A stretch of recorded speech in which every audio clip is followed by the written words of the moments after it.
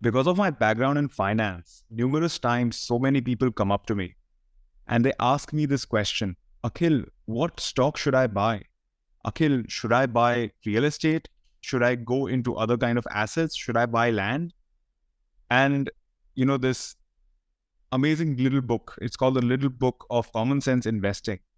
It comes to my mind and I tell them just go out there and buy the US market and let time do its role. So this episode, let's talk about index funds. Welcome to the Thought Bistro podcast by Vishwat and Akhil. Here we discuss the weekly news, review books, and look at the world from a different lens.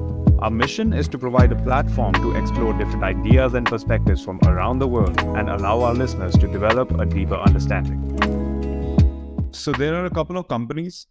One of them is called Standard & Poor, or which we know very popularly as S&P. They run an index. It's called the S&P 500. It basically comprises of the top 500 companies in the US based on their size. The larger the company, the larger the share of the company within that index. So let's say Apple is 5% in size of all the 500 companies that are at the top of the US market. Then 5% of that index will comprise of Apple. So just like that, it's called the S&P 500. Similarly, there's another index which primarily comprises of tech stocks, which is called NASDAQ 100. You can find different indexes in every country.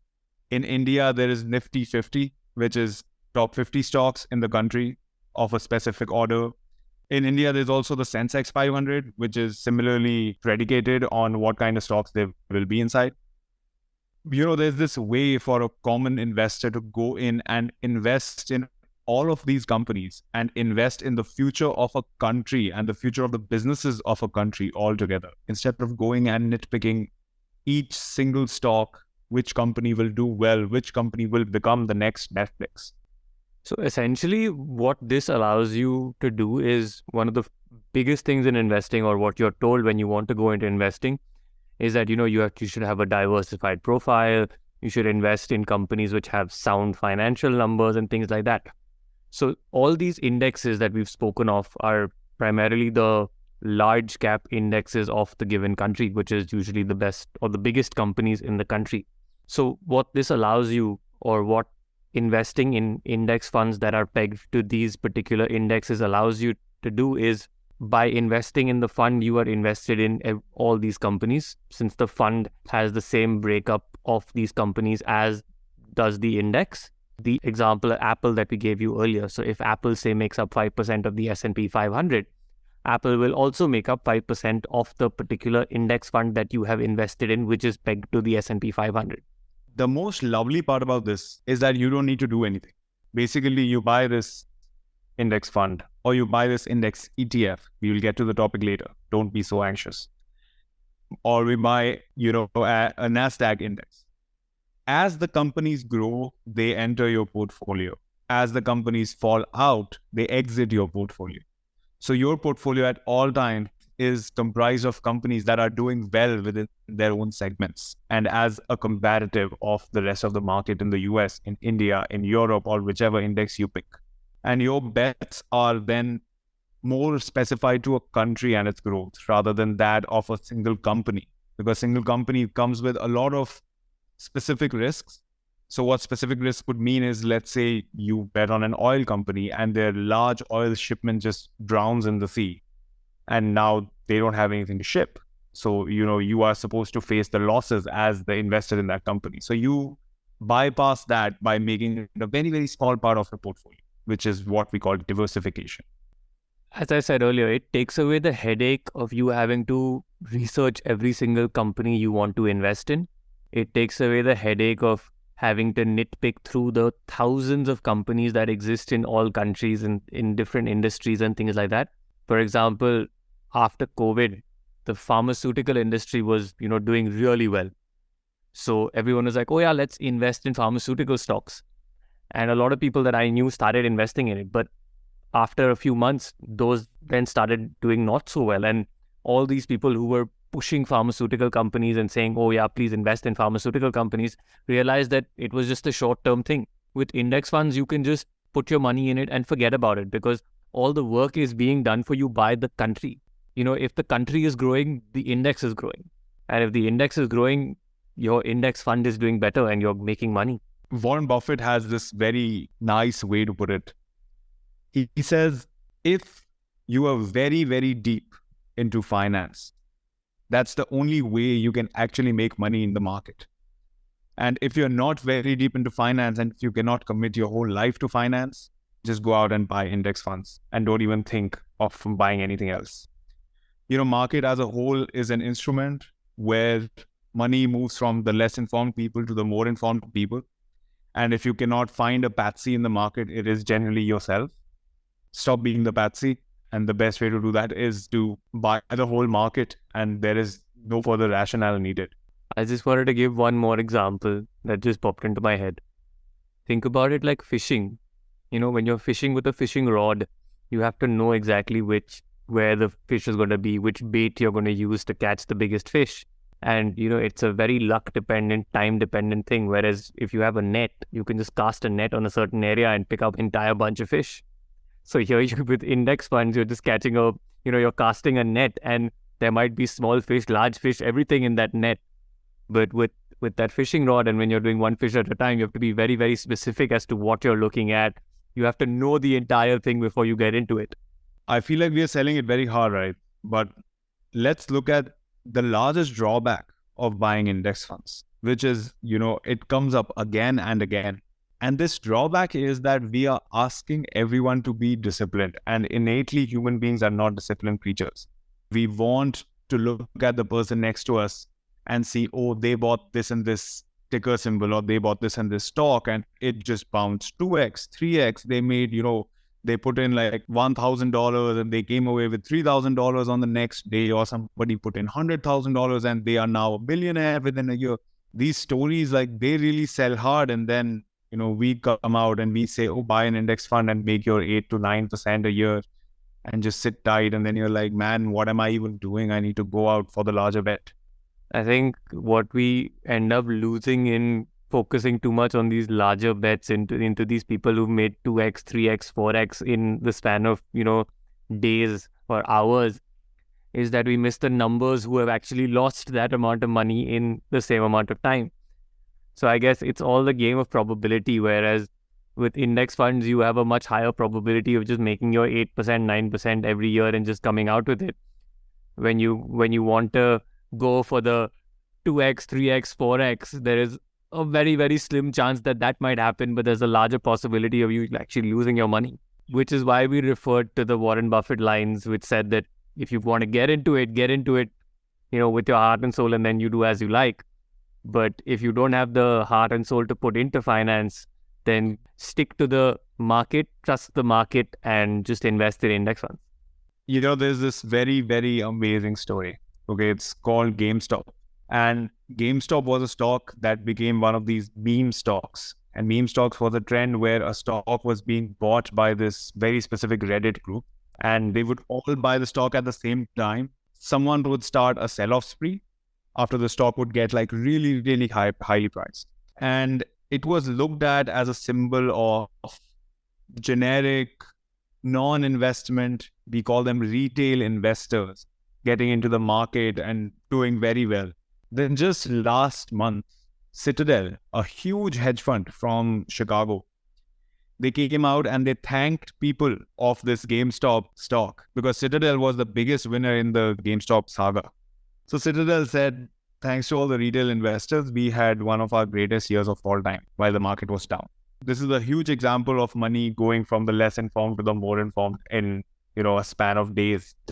There were a fair few who were part of the Reddit group who started the sell-off and all, who did make some money, but the majority of people who invested into GameStop after reading all the news and everything ended up losing. And that's where we talk about less informed to more informed, because there will obviously be a few winners from each side, but companies like Citadel who are informed, who have idea of what they're doing, who know exactly what they're doing, who do this for a living, will eventually come out the winner. So why am I discussing this, right? Because what I get from a lot of people after recommending them to just buy index funds and not ask for stock tips is a month later they come back to me and they're like, Akhil, this is so boring. Everybody around me buys like random name ticker symbols and random companies that they know of that I don't know. And I am sitting here buying the same thing every 2 weeks whenever my paycheck shows up. And I am so bored. Well, you have to commit to this boring for like 20, 30 years. And you have to use the main ingredient in this boring, which is time. Einstein used to call compounding the eighth wonder of the world, and it should be the first wonder of the world, honestly speaking, because our puny little minds, we just cannot digest how quickly compounding works. I think it goes back to what you spoke about, man, that we're very indisciplined people and we're attracted to the shiny things. We don't like, just the basic, simple stuff that, gets us through the day. Everyone wants to buy a Ferrari. Everyone wants to be that flashy person, whether it's the Honda or the Toyota, which is going to last you 20 years, 25 years and, not give you any issues. I think it's just human nature to want that shiny thing and not be content with the, as we say in Hindi, sasta tikau option. Essentially, the cheaper option which works. A very, very nice example for compounding is how many folds of paper do you think it takes to reach the moon? 42. Yeah, it takes 42 folds of paper to reach the moon. One sheet of A4 paper folded in half 42 times will take you from Earth to the moon. Think about that. It sounds crazy. And, it's just because our minds don't understand compounding. I mean, just to, simplify this example a little more, if you take any sheet of paper, you cannot fold it in half more than 7 times by hand. It's impossible to fold a sheet of paper more than 7 times. So you can just imagine that if by hand we can't even fold a piece of paper in half 7 times, once you fold it 42 times, where it goes and, it takes you from the Earth to the moon. 81 folds and you get to the next galaxy. There you go. 127,786 light years away in 81 folds. Talk about some compounding, huh? But let's say you are a very disciplined investor and let's say you understand the point of compounding and now you talk about, what kind of returns I should be facing or what kind of expectation should I have from such an investment. Let's say I'm willing to devote all of my time to my work and my investment is only going to be towards index funds. Then why index funds? Why not mutual funds? Or why not all of these funds that are advertised to me? Or why not go and get myself a portfolio manager? I think it just comes down to the thing that what a portfolio manager would be doing is spending his or her time looking at, different companies, trying to find the best performing companies and things like that. And you would be trusting that person and that person's expertise to earn you that money. Whereas with an index fund, you're trusting your country and the economists who run your country and are making up the so-called large cap indexes of your country to find the right companies that are fueling the growth of the country. I used to be a huge fellow. I used to be huge. I'm still pretty huge. But damn, I used to be huge, right?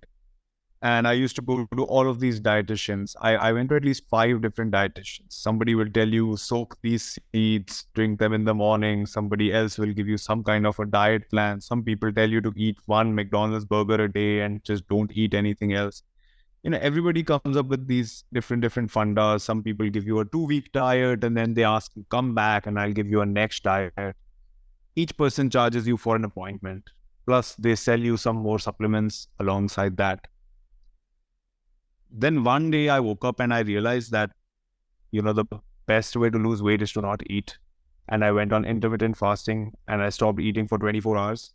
Worst part about intermittent fasting for the dietitians is that there is nothing to sell.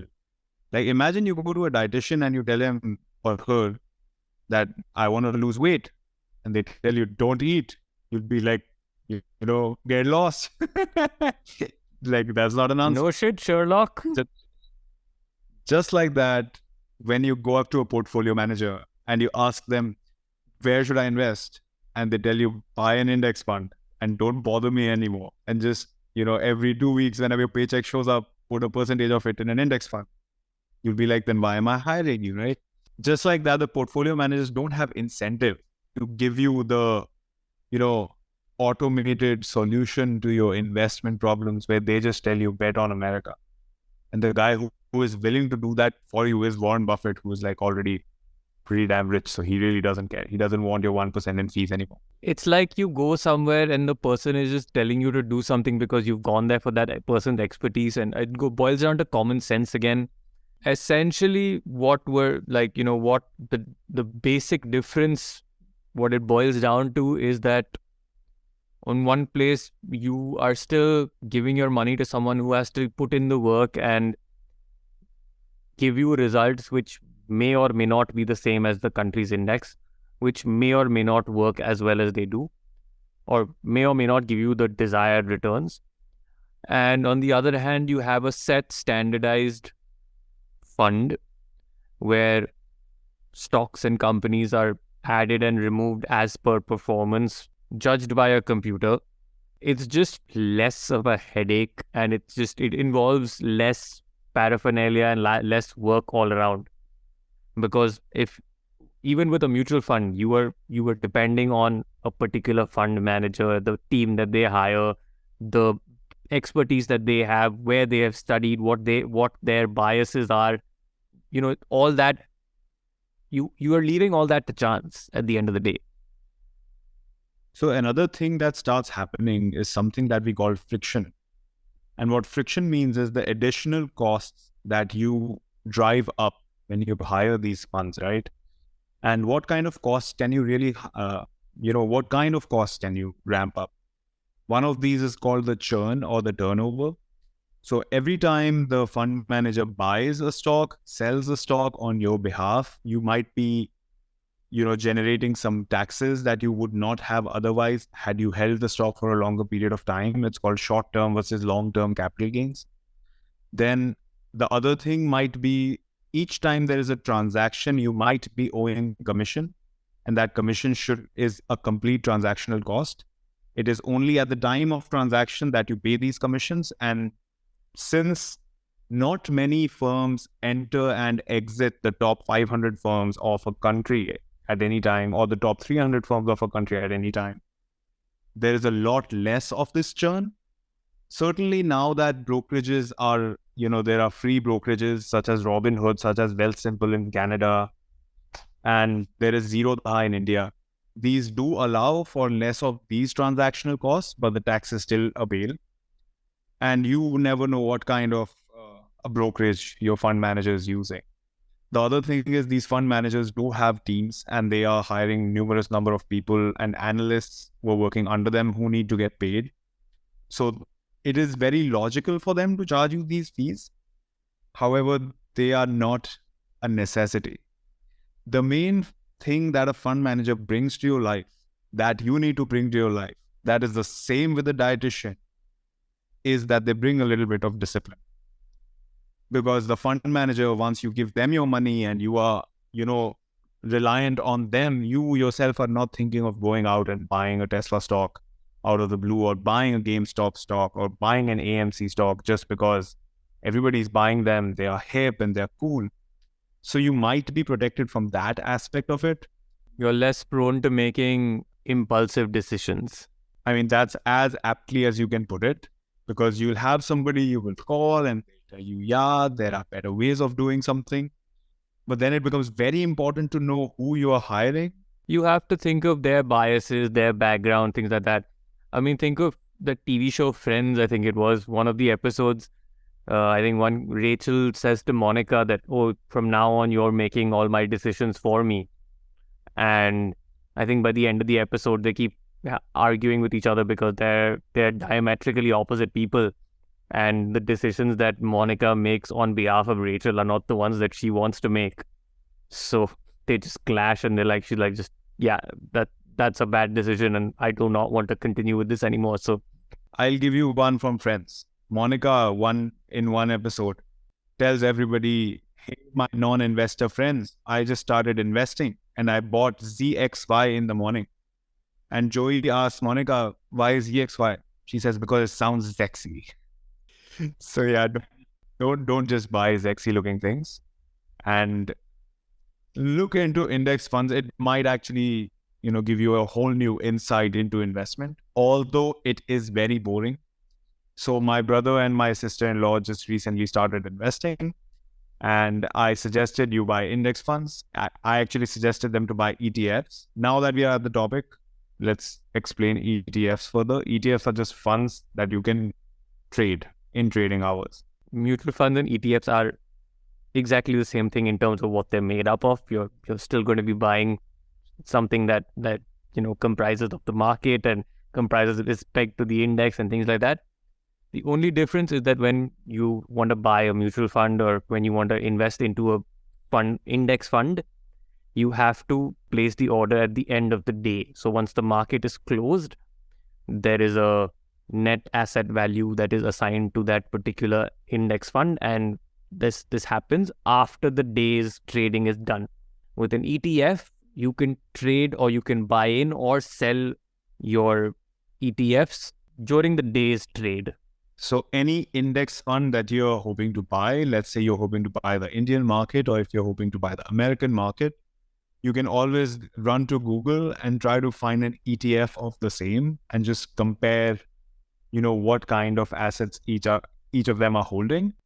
And then you should look at something that is called the expense ratio, which will tell you exactly how much cost it brings to you. They do have costs associated to them. They're not free. However, the costs are significantly lower than mutual funds because all they need to run are computers and not human beings. And computers are a lot cheaper than human beings to run the same. So yeah, my brother started buying ETFs and my sister-in-law started buying ETFs. A month later, they come to me and they're like, Akhil, we've only made 2% on your ETFs. My friend bought so-and-so stock and, he was very happy about it. I told him you will be happier in the long run and you have to stick this course for at least 20 years for you to see any kind of returns to it. Told him the moon story. I think he was sold. I hope he was sold. And yeah, just by leaving my room, he left a remark, your way of investment is very, very boring. I told him, I know, but you will thank me. I think a lot of times we overvalue excitement. The boring things in life are often what take you forward. I think you and at least I experienced this earlier this week with our podcast, for that matter. I felt a bit of a stagnation. I felt the excitement, the initial excitement that we had when we started up with the podcast kind of dying down. And thanks to you guys and thanks to Akhil, that sort of came back to me a little bit. We talked, and the whole importance of staying the course and staying with the boring course of just, reading about stuff, bringing you all the good content and hopefully good content, I guess, that we can, and doing our best just came back to me, and I guess we're sticking the course. So yeah, I guess sometimes we just have to embrace the boring. I think we collectively have a dream to educate everybody as much as we can within our capacities, within our humble capacities, I should say. And as my brother-in-law would love me to say, I think it is phenomenal that you're back. And it is phenomenal that you can come sit here and do this podcast with me. And it'll be phenomenal when we will have our growth, But yeah, we hope you learned something crazy about ETFs today, even though it is a very, very simple topic, but it is a life-changing topic. Do read the book, The Little Book of Common Sense Investing by John C. Bogle. The man set up Vanguard. It's a huge firm. And Vanguard was literally built on the premise that people should go out and buy index funds, and that's all they should be doing. You will outperform 80% of all of the money managers in the world if you do invest. And these are professionals, not just individuals. This is after a period of 10 years. This is not something that you will outperform these money managers in the span of 6 months or a year. This is all going to happen in due course of time. And when you average it out over a period of, say, 10 years or 15 years, you will end up earning way more than most money managers, or 80% of money managers. And this has been running data for like 120 years, 130 years or so, which is crazy amount of time. We've had 2 world wars within that time. I think a final discussion is in order. I want to talk about risk. So what are your thoughts on risk? So we've always, learned about risk assessment and risk analysis and things like that, and about being risky and risk averse, prone to risk and risk averse, however you want to term it. But I think risk essentially just looks at what you stand to lose. If I had to put it in very simple terms, it's what you stand to lose from whatever action you are doing, be it an investment, be it jumping off a building with a parachute tied to your back, be it swimming. Everything has its fair share of risk involved. I think when it comes to the market, I guess you would say it's the amount of money you stand to lose. So the riskier an endeavor, the more thrilling it is. If we are skydiving, it is a lot more thrilling than just jumping into a 3 feet shallow pool, as long as you are, taller than 3 foot, of course. And even if you're not, skydiving is still like a hella more thrilling. Just like that, when you look at Shark Tank and when there are like very, very rich people sitting there trying to buy companies, they are gambling on that company to, make them 2x, 3x, 10x the amount of money, because the risk is that they will not get any of it back. And sometimes they even give out debt, which they just, they know they might never see the face of that money again. As a consistent investor and somebody who is not taking on debt for their index funds, or somebody who is more, into their own field. For example, if you're an artist and you focus on your art, if you're a businessman, you focus on your business. If you go to a job, you focus on your job. You might not have the capacity to go out and learn finance in a lot of detail to actually go and make these decisions of which stock to buy. And just random ticker symbols and random news might give you the thrill of, oh, I want to dip my feet in that. It might not be a good idea. And honestly, risk by the whole market is actually set by S&P 500. So whenever you hear something is 1.2 beta is the calculation of risk. It is calculated by basing it on the return of the market. When you buy the market, you're always at risk equals 1, which means you're always at neutral risk. So just keep that in mind. If you perform well, look at the market. Has the market performed well? If you perform bad, look at the market. Has the market performed bad? If you perform well and the market performs better than you have underperformed the market, which means you have not performed well. So that's just a way of looking at risk. And index funds, again, make themselves very advertisable, very marketable by telling you that, I am the risk. So just like Thanos says it, I am inevitable. Just like that market says, I am the risk, and just invest in Thanos and hope half the world goes away. That was a joke. So going back to Warren Buffett noted that upon his passing, the trustee of his wife's inheritance was instructed to put 90% of her money into a very low fee stock index fund and 10% into short-term government bonds. This is what he called the 90-10 investing strategy. And I think Warren Buffett is definitely someone that we can all look up to for investing strategy. With that, thank you for listening. Stay boring. Thanks for joining us. We hope to continue to bring you some interesting news from around the world and keep you informed and keep you entertained. And hope to see you again next time. Thank you.